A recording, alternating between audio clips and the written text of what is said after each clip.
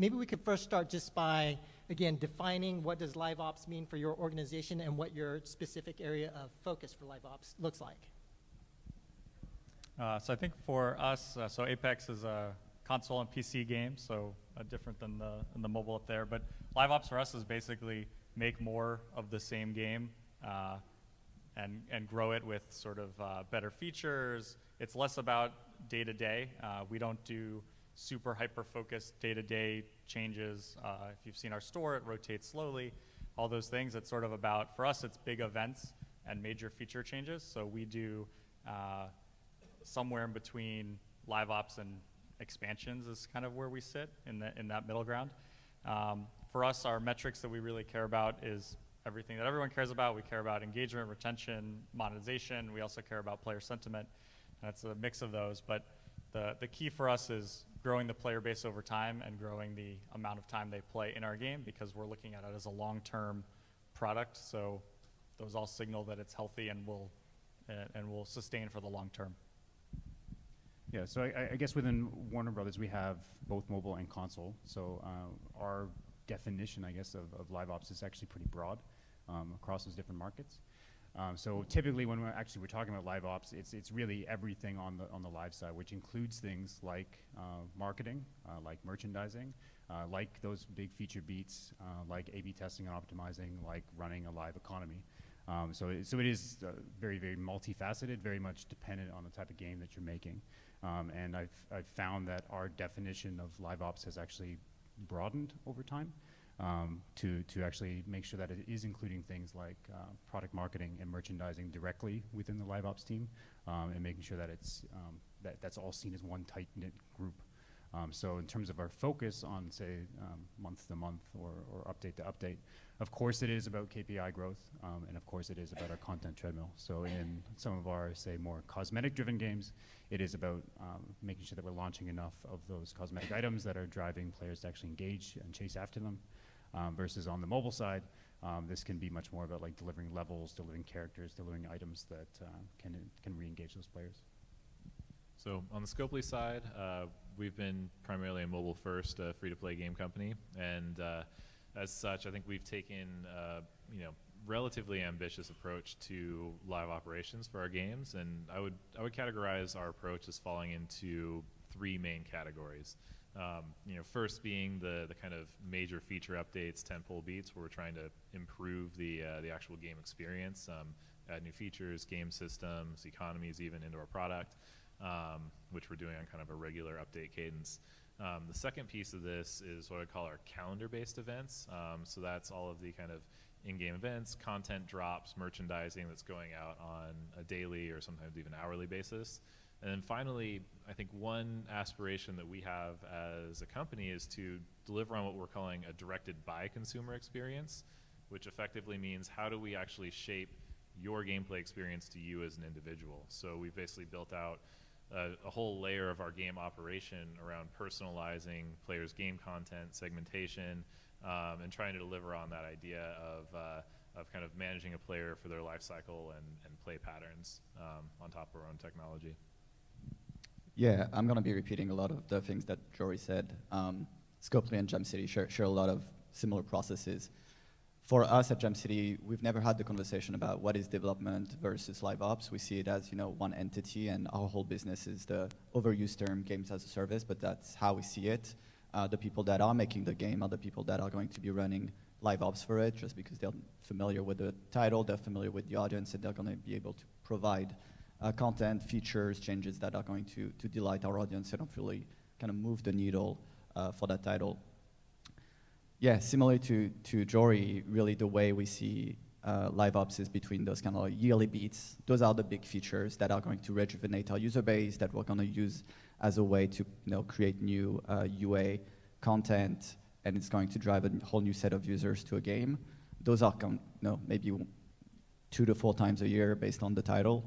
And then there's going to be those micro changes, and those are absolutely every day. It's going to be the difficulty of a level. It's going to be a personalized promotion. It's going to be some sort of celebration, let's say for Bastille Day or another geographical celebration. But really, we see it as one entity, and we've never had this kind of like high-level discussion, what is live ops versus development. Yeah, maybe I could ask a follow-up question with respect to KPIs. And so, you know, when you're doing live ops, and especially for like Scopely and Jam City, where you guys are working across, you know, broad portfolio of different kinds of games, how do you actually come up with this? Is there kind of like a specific generic set of KPIs, or how do you come up with the different KPIs for, you know, whether it's the different types of focus or the different types of games?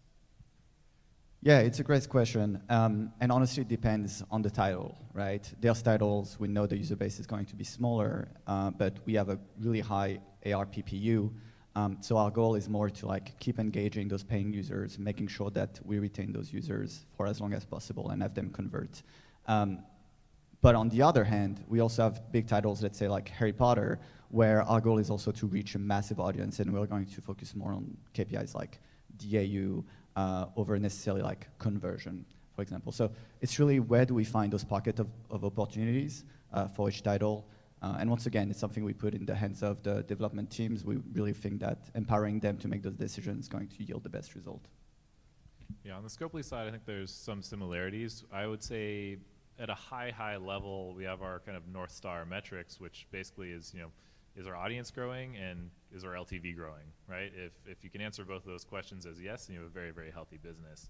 Of course, in some ways, I think those are success metrics rather than things you can actually directly optimize for. So we basically break up our game teams in terms of the core metric that they're focusing on that kind of rolls into these higher level goals. So for example, we might have a product person that's working on the live ops event schedule where their kind of goal is to grow week-over-week player engagement, right? So getting that kind of weekly churn rate down versus another person might be optimizing new user customer creation. So how efficiently are we creating new customers in the first 30 days and kind of building that kind of player life cycle?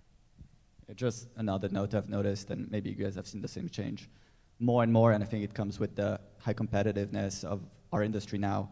ROAS and like return on ad spend really became almost our number one metric, right? We're on basically on an hour by hour setup. We're looking at, are we making, you know, are we on track to recovering that UA cost in a matter of X many days?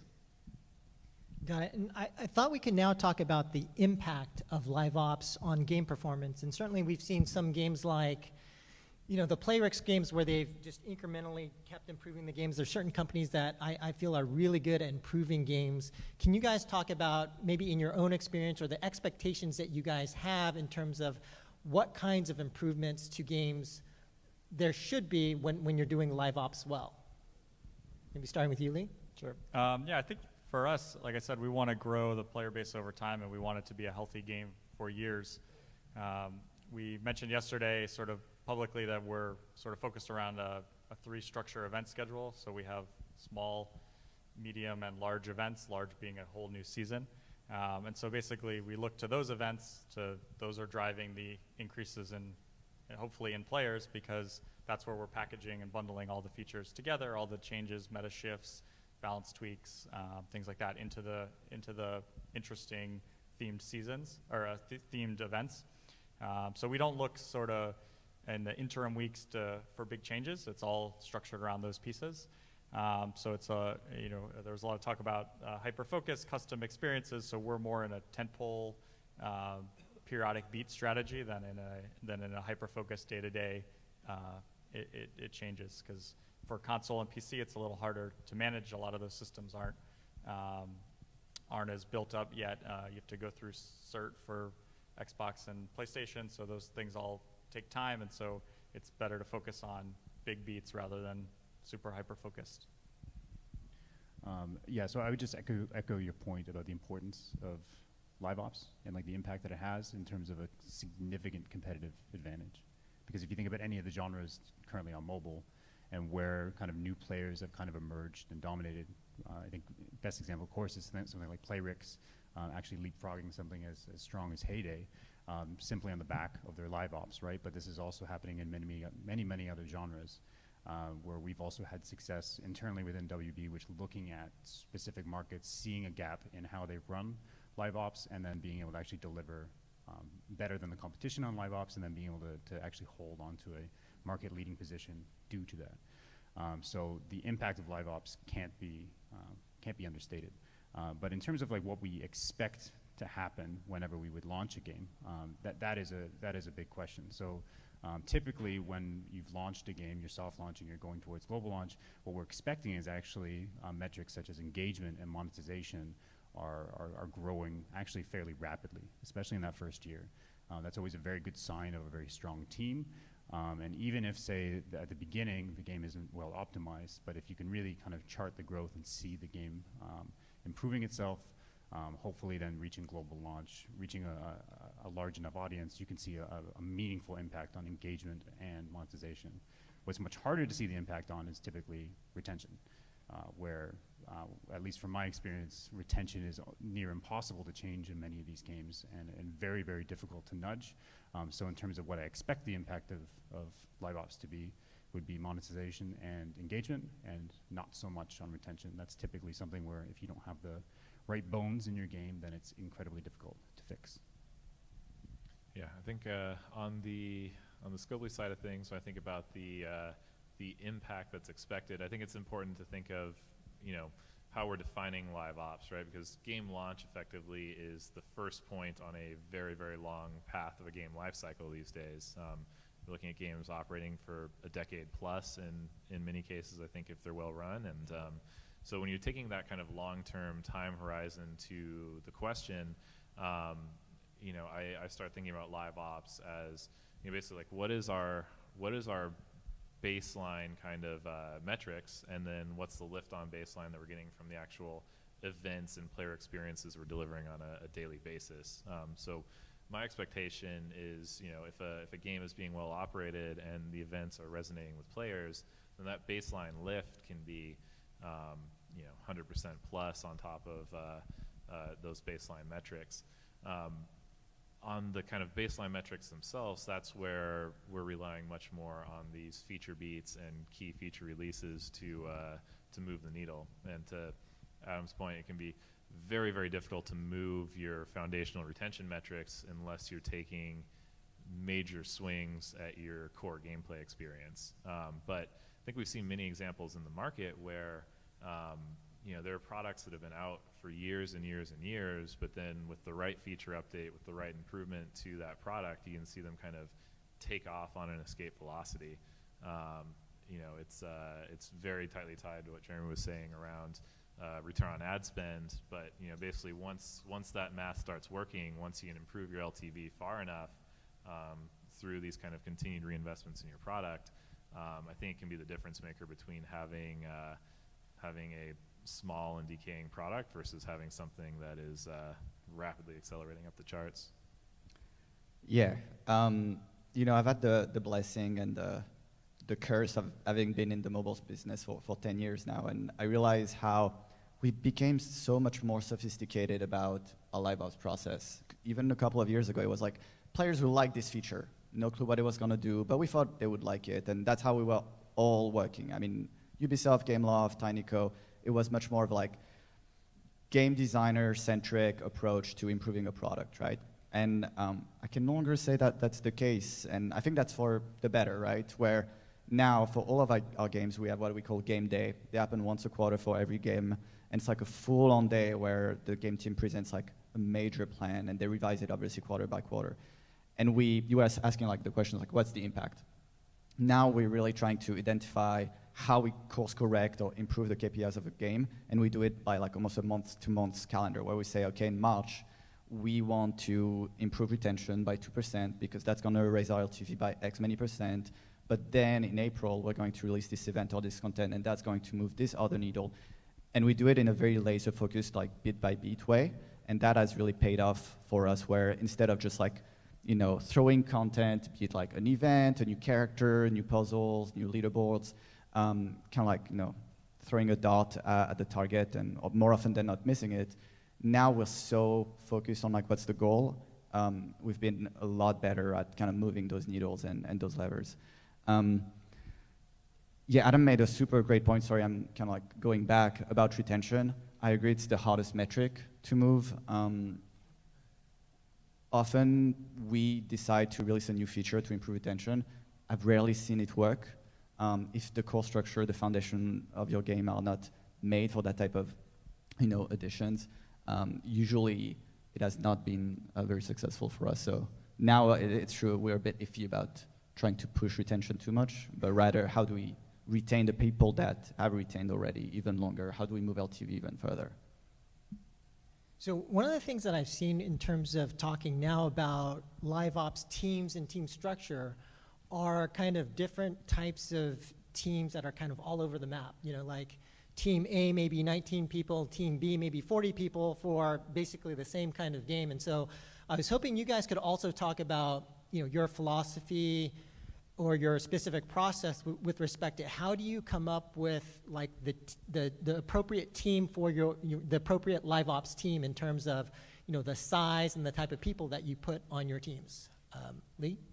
So I think to speak to Apex, this is not a multi-portfolio sort of different team, so I can only speak to our one team that we have. But it's basically you take the dev team and they're continuing to build the game.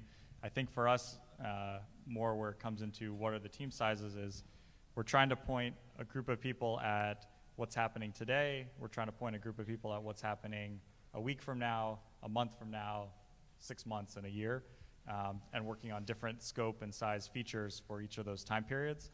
And then the real challenge is picking the right mix of people, the right size of team to hit those goals. And then the real challenge is not getting distracted by things that pop up in the live service when you're focused on the longer term features. So there's always hey, this bug popped up, let me divert and go fix it and not work on my 6-month feature. So it's always trying to balance fix the now so that the players stay around, and then focus on the future so that the innovation and the change is there so that they're interested in staying 6 months from now. So it's always I guess we're balancing our internal feature teams more so than different game team structures. And it's just always careful balance of service live game and service future. In terms of team structure, and whenever I think about building up a live ops team, I'm a big proponent of the pod strategy, mutually exclusive pods, or at least pods that feel like they're in control of and autonomous around the metrics that they're trying to drive. So typically when you're looking at a game, you start right from the beginning when you're thinking about how fast you actually want to do updates and what types of content cadence you want to be delivering on. And that pretty quickly points to typically like 2 development pods that are offset in terms of their delivery, or some way of being able to make sure that you're being able to deliver those larger feature beats in a structured way. So typically that's where it starts off with, is having kind of offset development pods. And then on top of that, you then have things like, especially for larger games, merchandising and product marketing having roughly their own pods. So then they can actually self-optimize specifically on merchandising, including things like offers, specifically things like product marketing, UA creatives, because like that pretty much takes a dedicated team to be continually optimizing that to make sure that our CPI is as competitive as possible. And then on top of that, you have like your events team, et cetera, et cetera. Like as many of these different types of pods as you can create safely, as well as making sure that communication happens throughout the team. But then that way, I've just seen that structure work probably the best. Yeah, and to Adam's point, that's very much the kind of mentality that we take toward structuring our live game teams. So basically, when we think about the size and scale of a live game team, it's really set up not around a specific number. The number varies based on the complexity and scale of the game, but really around serving the objectives that I mentioned earlier, right? Which is delivering on these big feature beats, kind of improving gameplay experience, creating that kind of calendarized events and content, and then creating that personalized game experience. So we have multiple pods that are building features in parallel, and then a pod that's kind of focused purely on making the core game experience better, making the technical stability of the game stronger, basically eliminating all of the noise from the player experience. And then pods set up to manage those events, manage new content, and pods set up that are just solely focused on optimizing the personalized experience and that player lifecycle journey. Yeah, I'm happy for once my answer is going to be different than Jori. It rarely happens, but yeah, Jamsi, I think we consider ourselves a talent and people first company.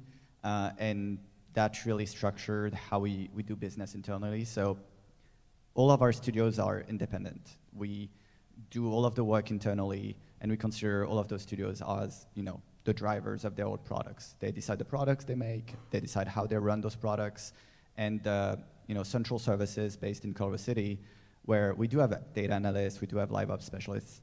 We consider them as a service, and they're there to help, provide insights, provide help if need be. But really, each studio and each team at each studio behaves differently. We're not a vertical organization, and we don't want to be. I think it's really part of our DNA to empower the people to make the decisions for their title. And once again, we have, I think, 16 titles live. Some are as big as like Harry Potter, massive machines. Some are pretty small and lean. It would not make sense for us to kind of dictate how those people should behave. As long as they hit those targets, we take a step back. Great. And one of the things, Adam, you mentioned is that the size of the team to some degree also depends on the content cadence. And so I was wondering if we could talk about that with respect to, from a planning perspective, how do you come up with the right amount of content to deliver, to your audience? And, and Jeremy, I know especially in Match 3, we see like the number of levels being released on a weekly basis vary all over the place, right? And so like, who's right? How do you figure that out? And so from that perspective, it'd be great to get your philosophies in terms of how you actually do that planning. Lee? Or go ahead. You can start, Jeremy. Yeah, I wish I had a great answer for this one. We mostly have learned by failing, right? We've learned when people are going to drop off by not having content to play. We're tracking, obviously, who's at the end of our content pipeline, how many players, and often the most dedicated players have completed content as much as possible. We try to have less than 2% of our players having completed content. We found that any higher than that, we start seeing hits on retention. And it's very clear after a couple of days, like 5 days without new content for those players, we can see them trickling down, or at least they're not going to do as many sessions per day or per week. So as much as possible, we try to always kind of put content in the machine. I would say puzzle is an art. It's often an undervalued science and art. It's very tough to make great levels, much tougher than you would expect. But it's still easier than in the case of Potter, where creating a new character, a new animal, it comes with so much from the licensors, kind of approving it, to the rig, the model, the sound design, et cetera, et cetera. So for that, with Potter, I think we can never go fast enough. The cost of creating that amazing content that we're so proud of is a very high one in terms of time. So for that, it's just like full steam ahead all the time. Yeah, I'd say on the Scopely side, an analogy that I like to use is that content in many ways is like fuel, right? And theoretically, having more fuel is generally a good thing. But I think it comes with a couple of important caveats. And rather than trying to have a theoretical optimal content cadence, a lot of times it comes down to how well your game engine, how well your machine can handle that fuel, right? Because I think things that oftentimes can be the case is if you are releasing content too quickly, you are effectively accelerating the pace at which you get to end game, right? So you're basically burning your own kind of game longevity by releasing that content faster. And the only way that you can kind of stay ahead of that is by expanding the metagame that you're building, expanding kind of the depth of gameplay, which means you have to be kind of improving the player experience or deepening the player experience more rapidly than you're burning that content. So you kind of have to find that equilibrium where you're not just shortening the lifespan of your game. One quick note on that. One metric we often look at is kind of like the wallet balance. And our philosophy is that, between the demand and the supply, you should be as close to a null wallet as possible. So that you're going to have an influx of currency. You need to make sure you're able to drain that currency kind of like as fast as possible so that most players are close to a zero wallet. If players start to having kind of like overflowing wallets, then it trickles a major issue down the waterfall of the economy where we can see repercussions like months later because players still have currencies in their pocket. So that's a whole new subject, like promotion, CRM, all of that stuff. But wallet is often kind of like our pulse on the economy. So yeah, on content cadence and trying to plan for it, it's always incredibly difficult to do just because every game is different.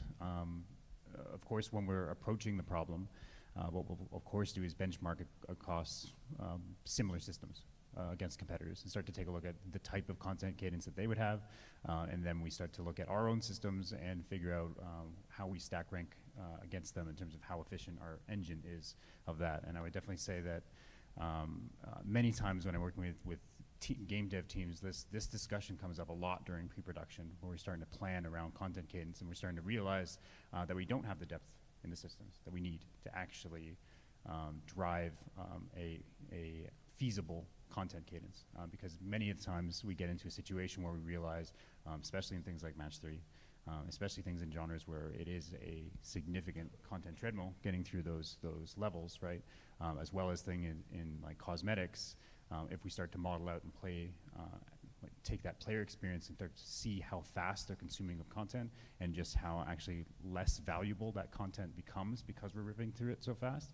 I am also a very big proponent of pushing towards, say, new verticals, new progression systems. And I think actually, like as we've talked about on your amazing YouTube channel, AFK Arena has an amazing endgame system where it actually drives significant value with every single character that they launch, right?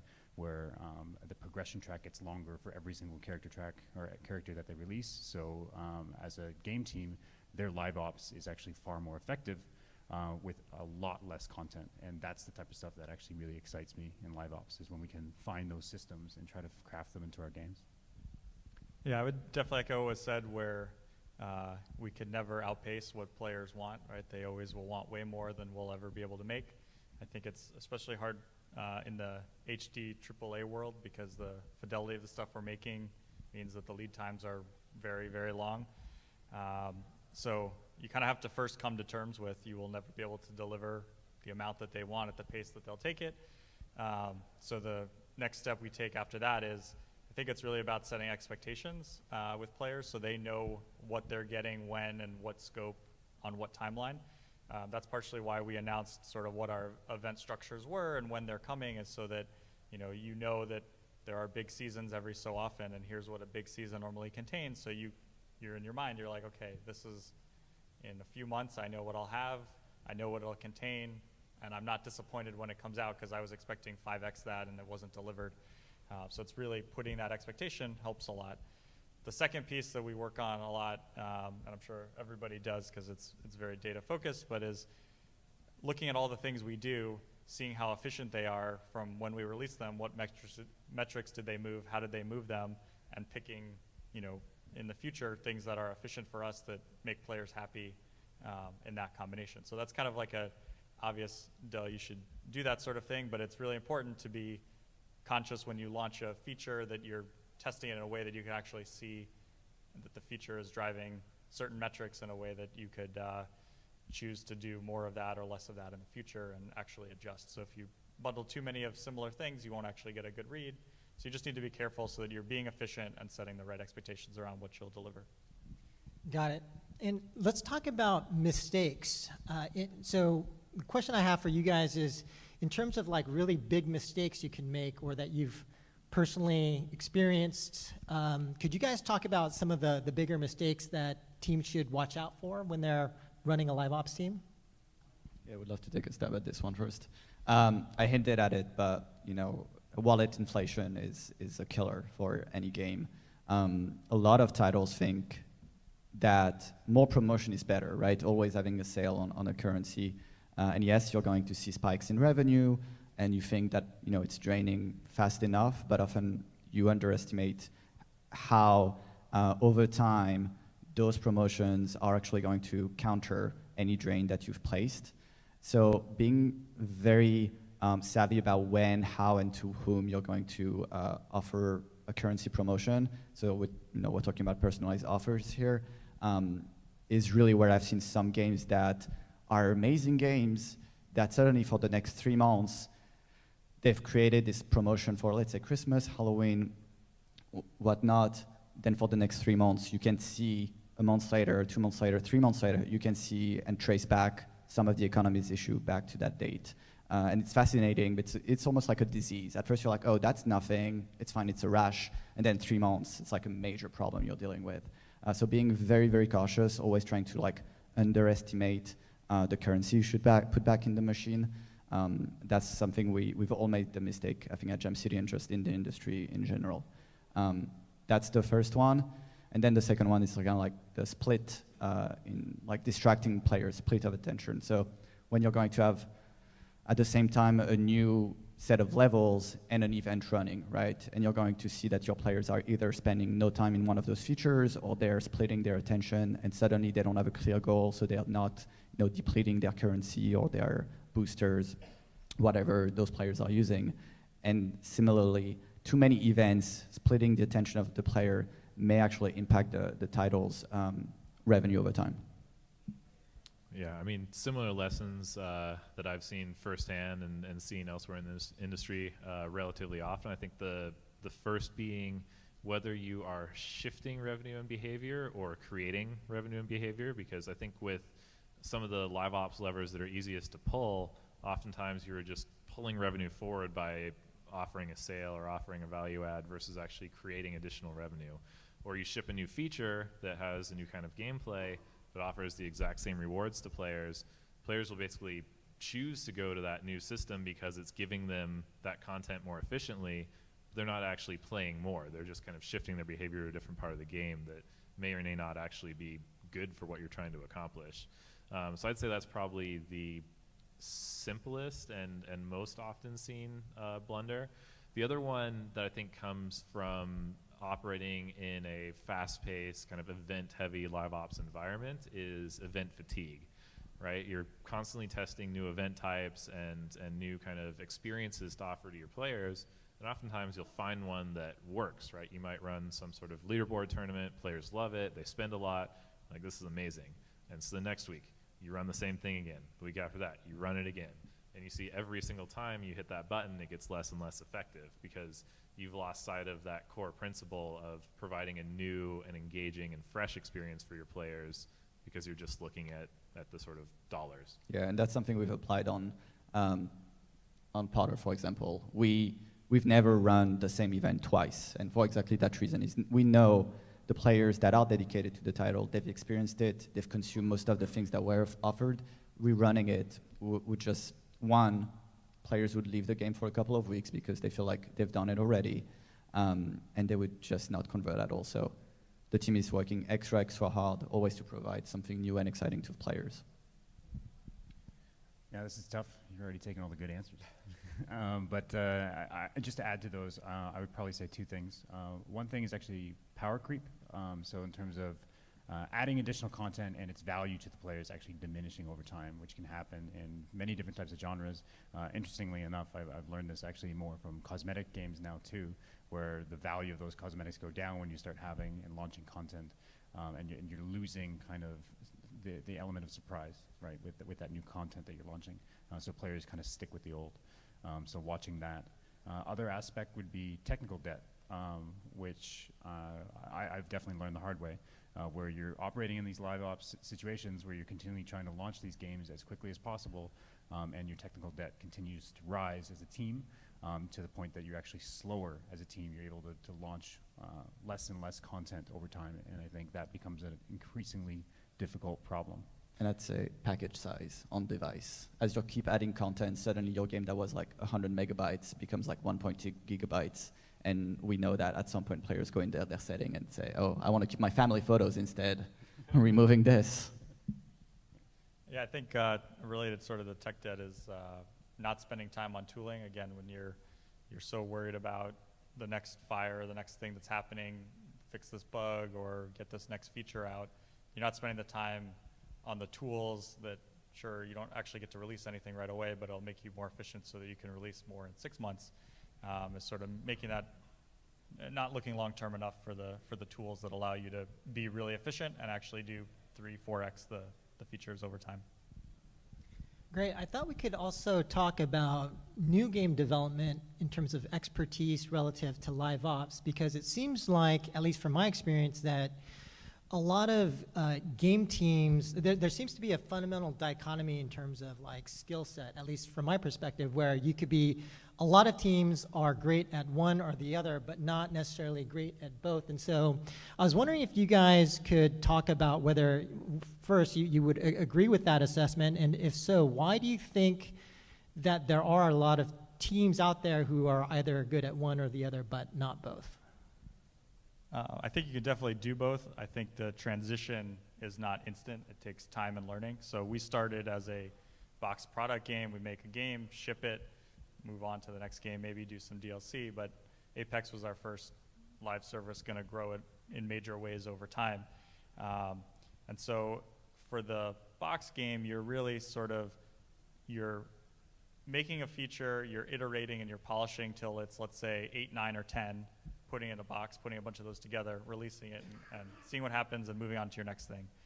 In live service, you're releasing sometimes a 6, 7, 8, or 9. You're getting feedback from players. You're iterating based on what they say, and you're growing it.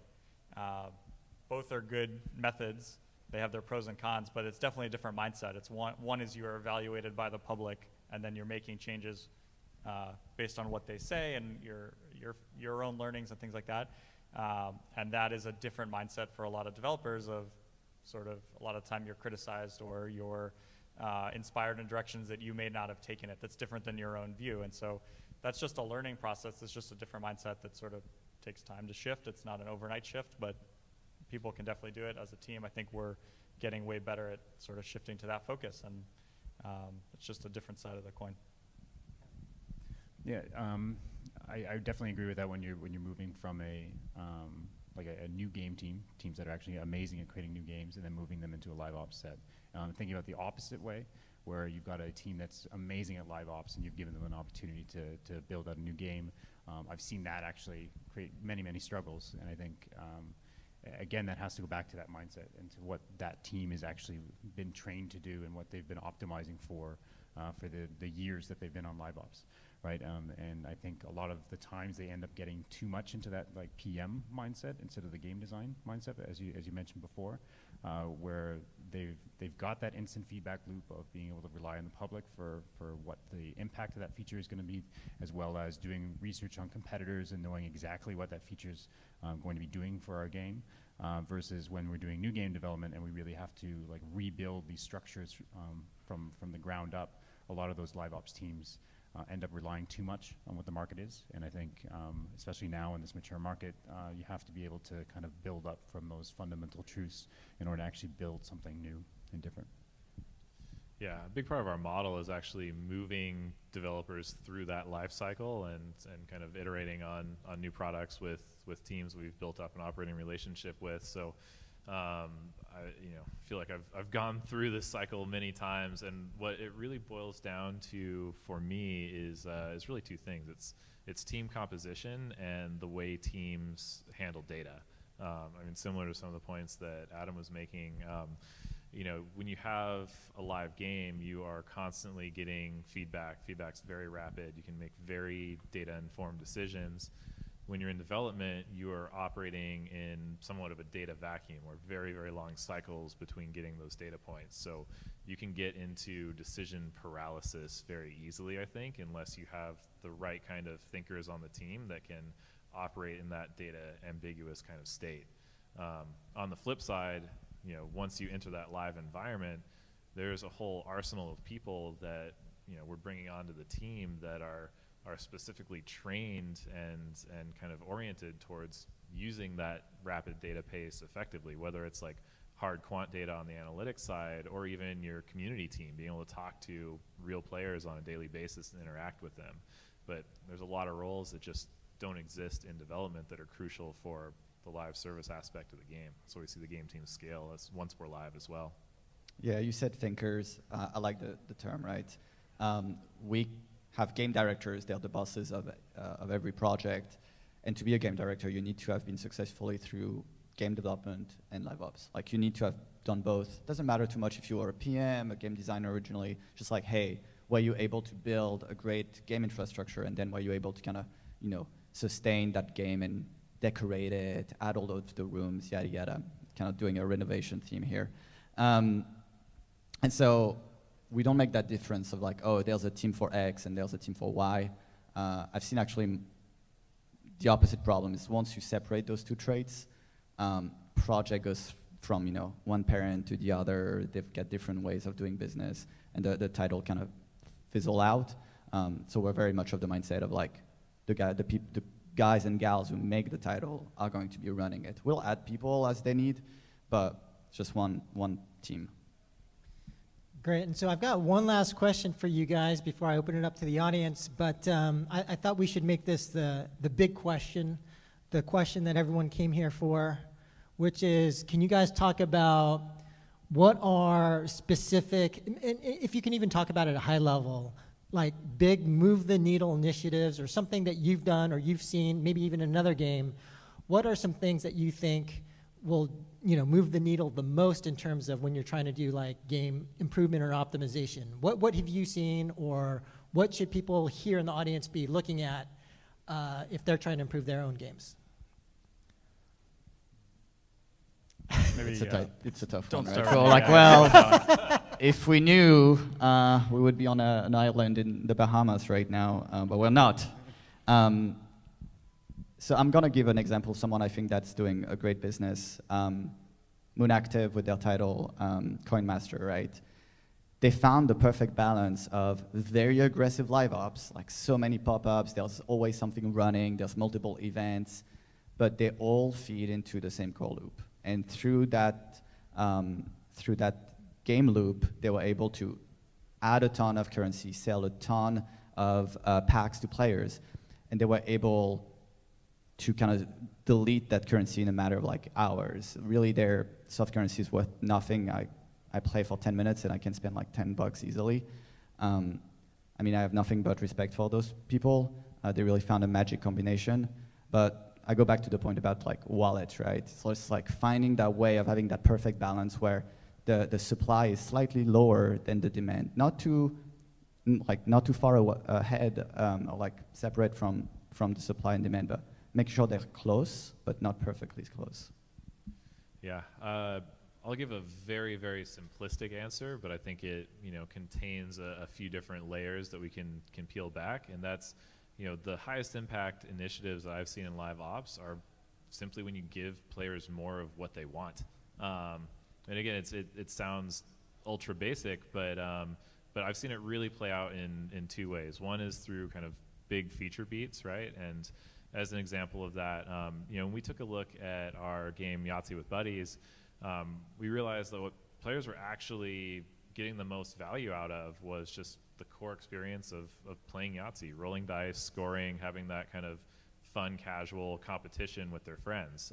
So, once we kind of identified exactly what it was that they were enjoying the most, we were able to build a feature where we kind of allowed players new ways to engage with Yahtzee, like new kind of variants on that gameplay, and tournamentized it. And it was one of the most successful lifts in LTV that we've had in many years. And it was just very simply from looking at player behavior and kind of finding out what players are actually enjoying the most and then giving them more of that. On the kind of personalization, segmentation, like merchandising side of things, very similar concept, different application, but it was really, instead of running a global sale or a global offer, it was understanding, what does this player want right now? What do they need right now in the game? And then giving them an offer that actually satisfies that need. So again, very oriented towards wallet balances and the state of the economy. If someone has a lot of something but really needs this other resource to progress, why not just give them what they need?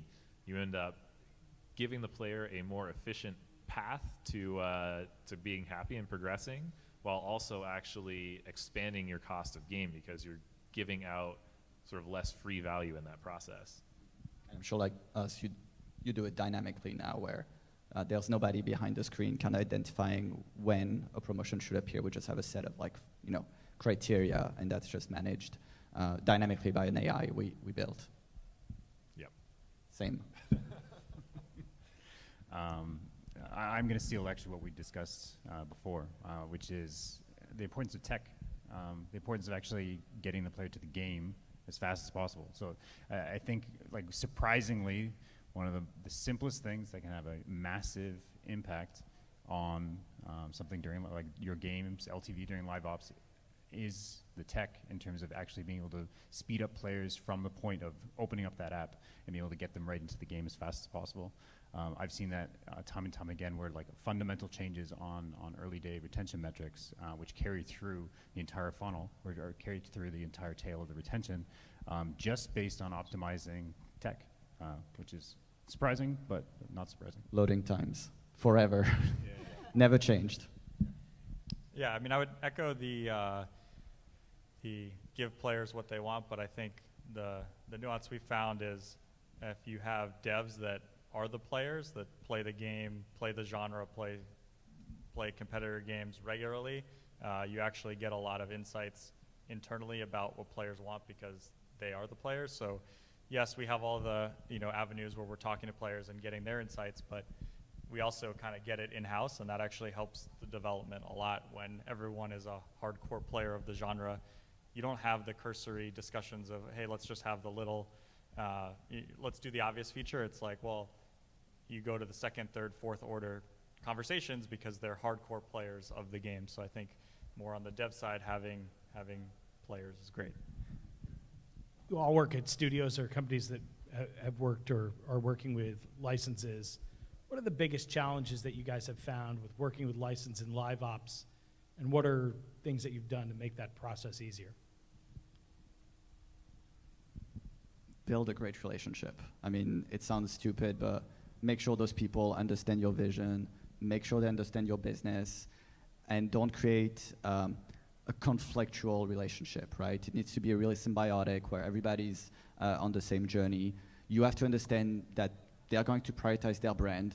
If you work on Harry Potter, our game is not the only Harry Potter product, right? They need to make sure they maintain the integrity, the value of that brand for their millions of fans around the world. So just making sure that everybody's aligned and do it very early on. I've made the mistake where you think, oh, we'll figure out those monetization things later. And then the licensor says, well, no, you can't do X, Y, or Z because that's not how we perceive the brand. So being very transparent even at the contractual level, saying this is how the game will monetize, this is how it will be built, this is how we will market it. It's very important early on.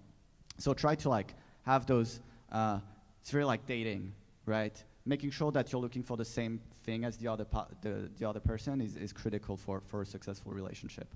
But licenses, in general, you need to understand that it's a boon, but it also comes with some limitations, and you need to be comfortable with both of those things, right? You can't do everything on the UA side, like, oh, it's going to be a cheeky ad, and it's going to be a little, shocker. No, you're also representing someone else's, brand, and you need to be very respectful and understand what the players and the brand both want. Yeah, totally agree. It's all about establishing trust and establishing, I think, credibility that you are going to be a shepherd of that brand and that world in your game. Once you have that relationship, I think it opens up a lot of operating efficiency, but it all starts on building that track record, and I think really backing it up with your game team, right? It's not just one person, your executive kind of saying the right things to your IP partner. I think that's a recipe for failure. But I mean, as an example, when we kicked off our Walking Dead game, I bought a bunch of copies of the Walking Dead comic compendium and made literally every person on the game team read the compendium. So they knew the whole backstory. They knew exactly where the IP was, what characters mattered. And, the decisions that you make as a designer or product person are going to be much, much smarter if you're immersed in that IP world. I mean, it goes back to like a motto that I have is, if your PM or your designer doesn't play games in your category regularly or doesn't know your IP, like they should not be your PM or your designer. So I worked with Zynga, with Big Games, with StoreMate, very interesting company, and with small company Rovio, and always ask one question. Why you don't have live ops before you launch the game? Why you don't have live ops before you have the game? Before you run it. So somebody doesn't understand this question. So before you launch the game, you prepare the game. You make pre-production. You research the market. But nobody makes live ops before the launch of the game. Why? Another question. You four are US companies: Gem City, Scoopily, Warner Brothers, and one more. Why there is no US company in top 20 games? Casual, match 3 game, for example. Why just European companies like King, PlayRix, and P Games are in top 10, top 20? These are big questions. Okay. Next question. If I get your Next question right on the first one, right? Yes. Like, Okay. So on the, why do teams not think of live ops before they launch? Yes. Yes. Why even there is no idea to introduce live ops before you're thinking about the game? Well, I would say most teams should be, right? Like I've been in consulting for a bit and working with teams that didn't think about live ops and didn't really understand the machine that they're building when the live ops machine starts up and running, right? And those were pretty terrible launches, right? Because those machines weren't built up and thought of that.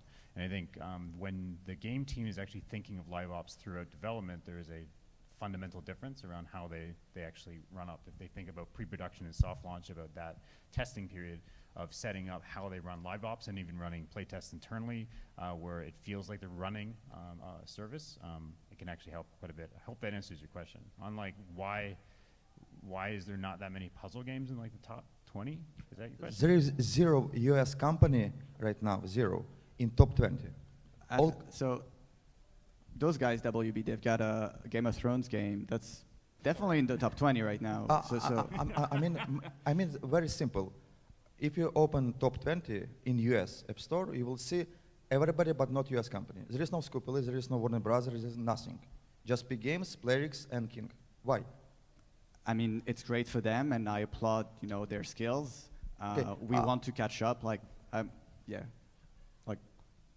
It's a very competitive market, and countries like Finland really, they started early, and they have a historical knowledge of that space. There's been, amazing companies worldwide. I think that's the beauty of game making, right? It's super competitive, but it's also global. I think we would not be here if we didn't want to be number one tomorrow, right? It's a hard thing to do, but we're all working on getting there. But I could not tell you why America is not number one right now. So it's maybe tomorrow. I have a small question, a small answer for this. Everybody knows Ford company, Ford, 100 years old automobile maker. And when he decided one thing, why you don't cooperate with each other? For example, 4 US companies or 10 US companies, why you don't share with each other your knowledge? I mean, we meet very regularly in LA. Jori and I work a block away. We share a lot of data. We don't share any data. We never do. But It's this answer. we work together. And we've realized, and I think Joe was instrumental in that. Yeah, countries like Finland, they've had this very open culture, and I think that's been beneficial to them. Maybe it's not an American thing, and I think there's a movement now where we've realized, hey, to be stronger, we gotta share more, we gotta be together. We're not competitors, it's a big market, and we want to make sure we're all successful. So we're getting there, and if anybody wants to join our dinners, please do join, send us an email. Yeah, we're just starting that cooperation where actually everyone from this panel actually came from an event where we were kind of together and sharing information. So that's starting for sure. Adam, you mentioned about games that have to really manage power creep as you develop more live ops. Have you seen really good examples of games that haven't had to do power creep over time or have been able to kind of keep it manageable over time other than going the cosmetic route and still kind of been successful for a number of years out? Or I guess for anybody on the panel, particularly I think I'm interested in the free-to-play kind of RPG kind of mid-core genre. Yeah, so I'm a huge fan of Digital Extremes and Warframe.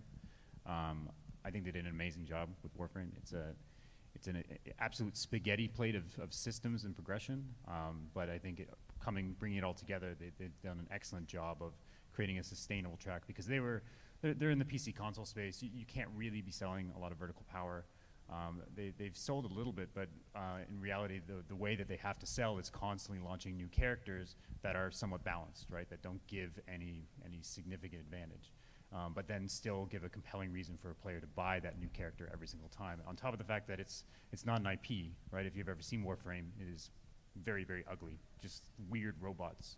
But still, they can create very, very compelling reasons to buy that next character. And I think the fundamental of what they did and what they got right there is the complexity of the damage model that actually drives that entire game.